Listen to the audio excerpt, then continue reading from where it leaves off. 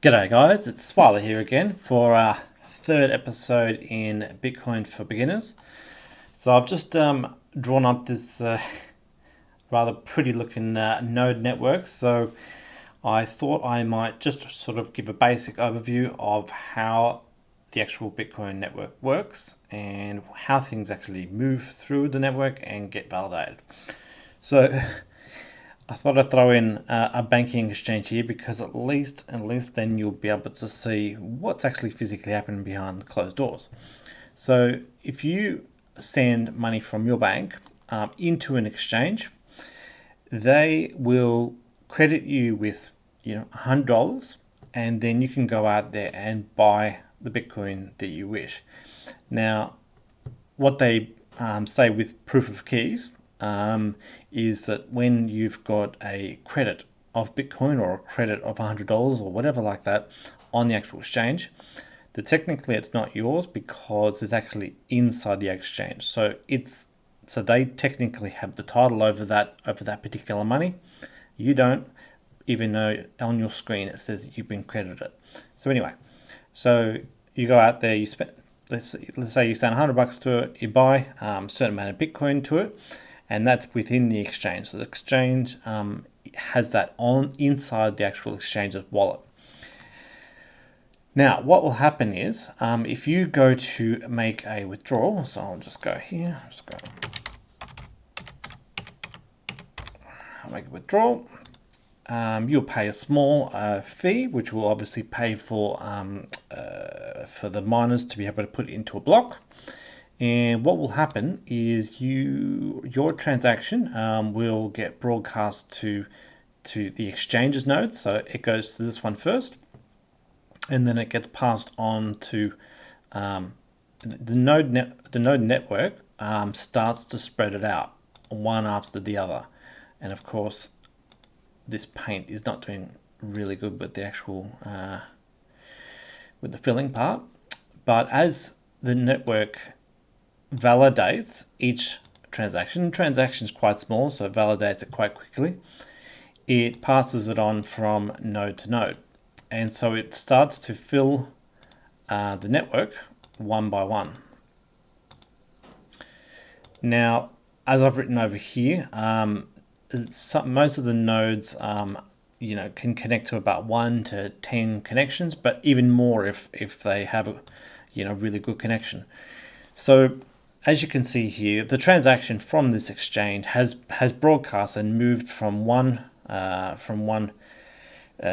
to the next, and of course most of these nodes are something like this. So Bitcoin Core, that's the primary wallet. That's the wallet basically that Satoshi first brought out. And of course this Casa node, which is basically a Raspberry Pi, just a really small computer, and it generally runs Bitcoin Core inside it.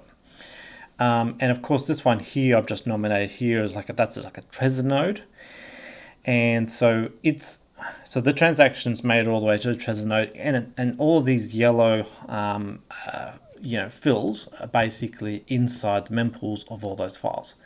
Now over here you've got the ASIC miners here, and so obviously they have received their information for the thing, and so they start hashing it into their blocks. So they start hashing away to get some results,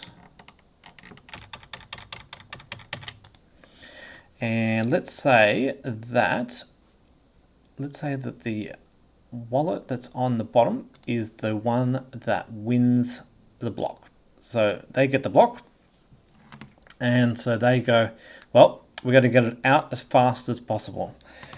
So they will.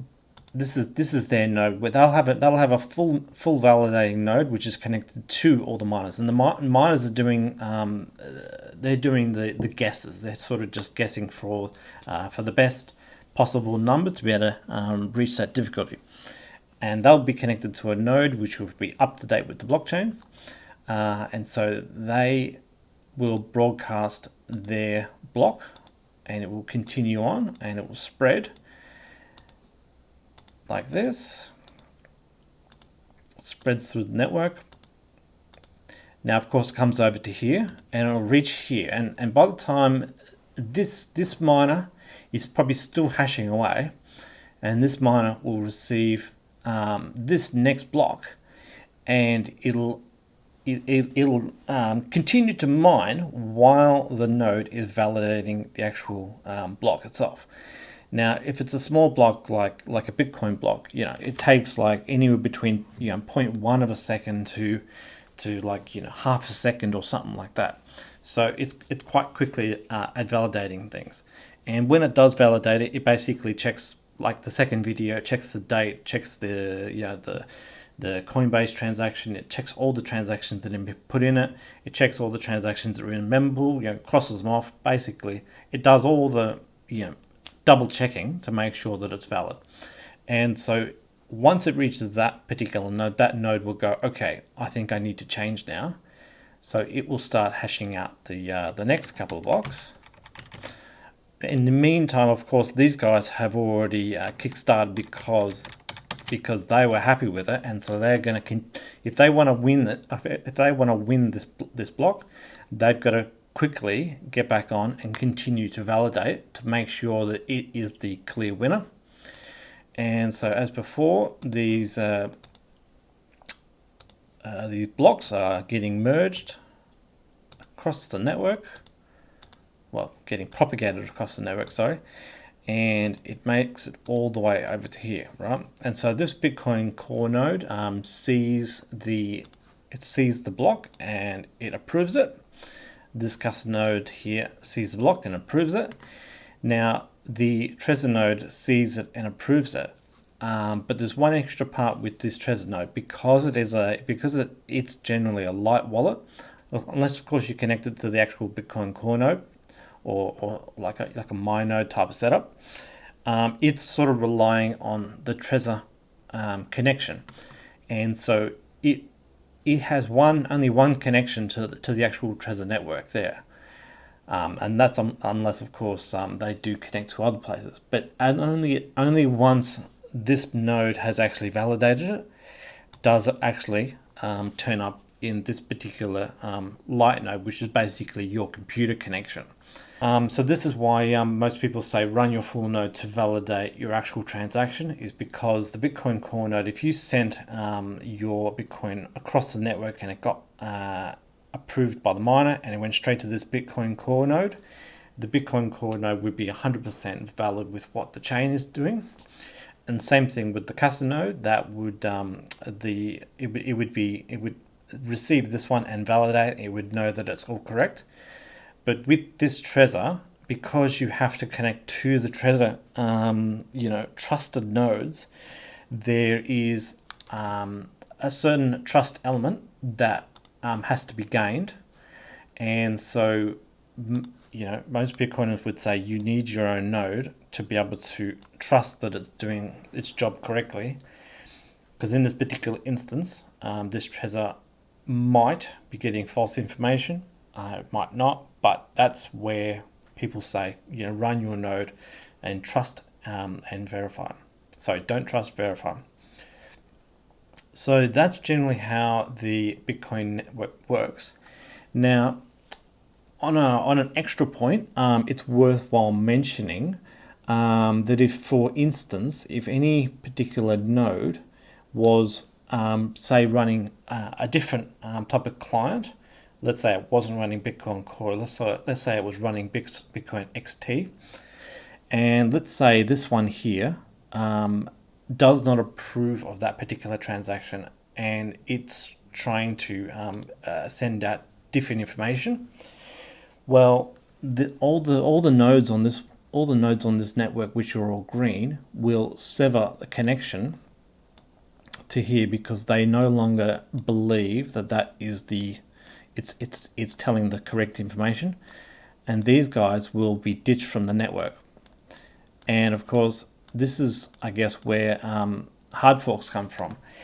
So what happens here is, if this is a completely different network, this network here will form its own new network, and if it actually does get validated, if it does actually get validated, that can start to mine its own chain, and then they start their own connection themselves.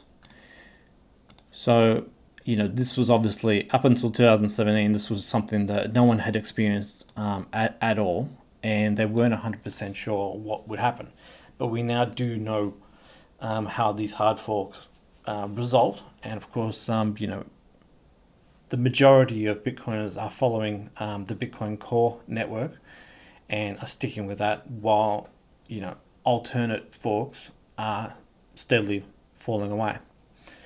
So I'm hoping that somewhat explains how the network actually runs, and where your transaction goes, because it travels across the network as just one tiny transaction, so it can be validated by each node very quickly. Whereas the block is a lot heftier, it's a lot heavier, and so it moves through the network slower and takes a little bit more time to validate.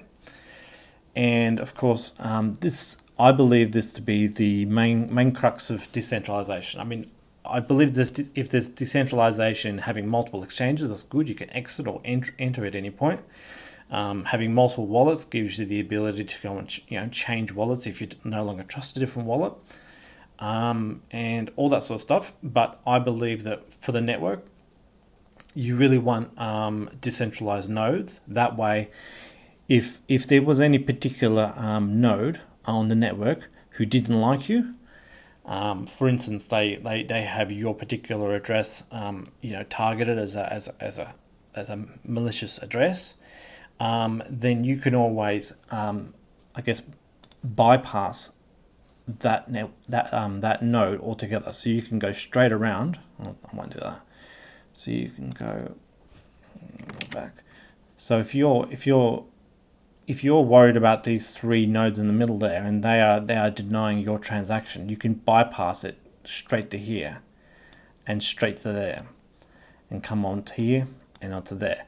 So that's the good thing about being decentralized, is the fact that you can bypass these guys. There's no bottleneck in the actual network. So hopefully that explains a few things and gives you a bit of an idea on the perspective of how this whole network works. All right, thanks for listening.